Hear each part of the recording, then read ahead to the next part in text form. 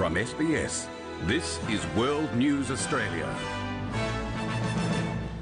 Good evening, I'm Ricardo Goncalves. And I'm Janice Peterson. Barack Obama is back in the White House for 4 more years. He's won the US presidential election in convincing style despite forecasts of the closest of outcomes. George, you mentioned some of what the president spoke about there, but what struck you about President Obama's address to his supporters? With the race for the White House now over, a battle for control of the US Congress is also being decided. Labelled a fair go budget today, who or which parts of the community will be getting more of a fair go? Now, in your opinion, just how likely or how serious is a Greece exit from the euro? You see, I would like, and Portugal would like... The two Australian DJs at the centre of the royal prank scandal have spoken out amid a growing backlash against their Sydney radio station. Today FM has this evening suspended advertisements indefinitely and called off all pranks following the apparent suicide of Jacinta Saldana. The nurse was found dead. Earlier this week, Virgin Australia added another international shareholder to its register in Singapore Airlines. It now has 4 major foreign investors, including Richard Branson's Virgin, Air New Zealand and Etihad, strengthening its overseas alliances.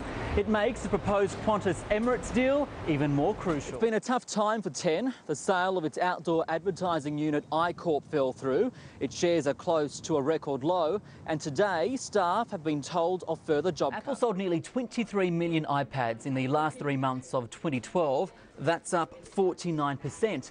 And iPhone sales surged to a record 47.8 million, an increase of 29%.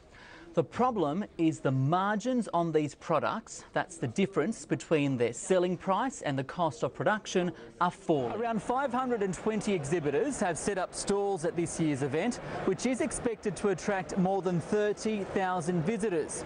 And this year, CeBIT has partnered up with one of the world's fastest growing economies. This is the dust-free environment where the revolutionary device was made.